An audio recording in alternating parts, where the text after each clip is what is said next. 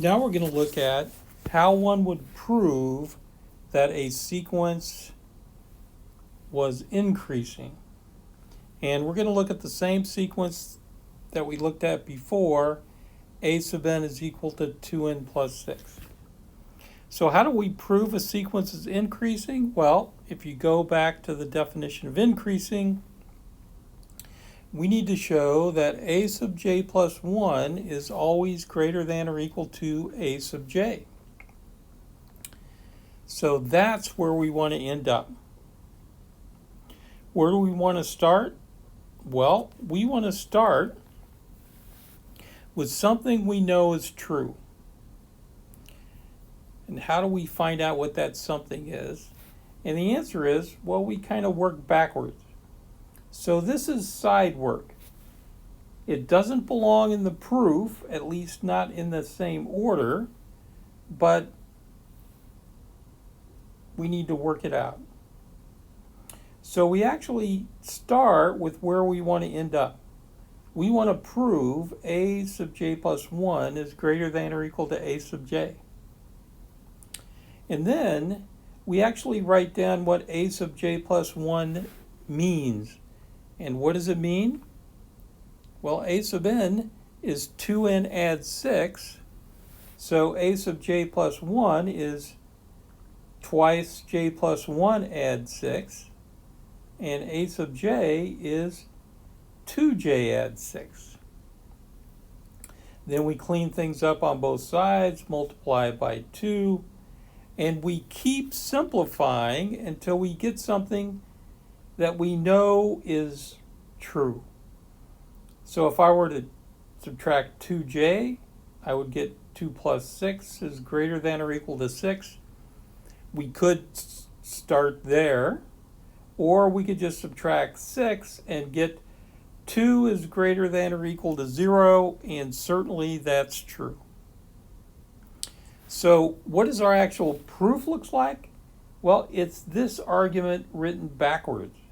So we start with something we know is true, namely 2 is greater than or equal to 0, and we end up with what we want to try to prove, namely a sub j plus 1 is greater than or equal to a sub j.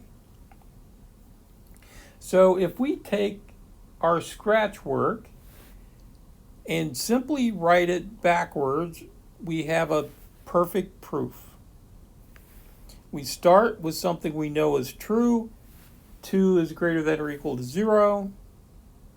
We add 6 to both sides.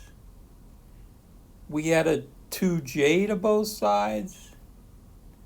We factor out a 2 here. That looks very clever, because once we see 2 times j plus 1 add 6, that's exactly a sub j plus 1, and on the other side we get exactly a sub j. Hence, we have ended up exactly where we want to, namely having proven that a sub j plus 1 is greater than or equal to a sub j for every j. All right, now let's look at another example of a sequence. This one is omega sub j is constantly 3. And that's going to be good for any natural number. So what do we mean? Omega 1 has got a value of 3. Omega 2 has got a value of 3. Guess what? Omega 3 has a value of 3. In fact, all my omegas have a value of 3. All right, here's my claim. Omega n is increasing. Now you may think, well, wait a minute, it's always 3. Well, remember, for increasing, it's allowed to be what? A sub j plus 1 is allowed to be greater than or equal to a sub j, and in this case, it's equal to. All right, so how would I prove omega n is increasing? And the answer is, all I have to show is that omega sub j plus 1 is always greater than or equal to omega sub j. But both of those have a value of 3, and 3 is greater than or equal to 3, right? Well, you might guess, this omega sub n is also decreasing. Why? Well, really for the same reason. Omega sub j plus 1 is always 3. 3 is less than or equal to 3. And that 3 is always equal to omega sub j. So what have I shown? Omega sub j plus 1 always less than or equal to omega sub j. Well, there's a corollary. Remember, we said a sequence was monotone in case it was increasing and decreasing. And we've just proven both of those. So this sequence, omega sub j equal 3, is monotone. Now I want to talk about solving a sequence. What does that mean? Well, solving a sequence means writing it without using summation or product or ellipses. So let's look at a particular example there. Suppose our sequence C sub n is the product, j running from 1 to n, of omega sub j. Same omega sub j as above. So what does C1 mean? Well, it's the product of omega 1. I start at 1, I end at 1. But omega 1 is just 3. What's C sub 2? Well, it's omega 1 times omega 2. But that's 3 times 3, which is 9, or 3 squared. What's C sub 3? Well, it's omega 1 times omega 2 times omega 3. Well, what's that? Just 3 cubed. It's not going to be long before we figure out that what C sub n is simply 3 to the n. And there we've done it. We've written a formula for Cn without using the summation or the product or ellipses. Well, let's do another example. Suppose our sequence D sub n is the summation j running from 1 to n of omega j. Same omega j's as before, always a value of 3. So what is D1? Well, D1 is just omega 1, which is 3. What's D2? It's omega 1 plus omega 2.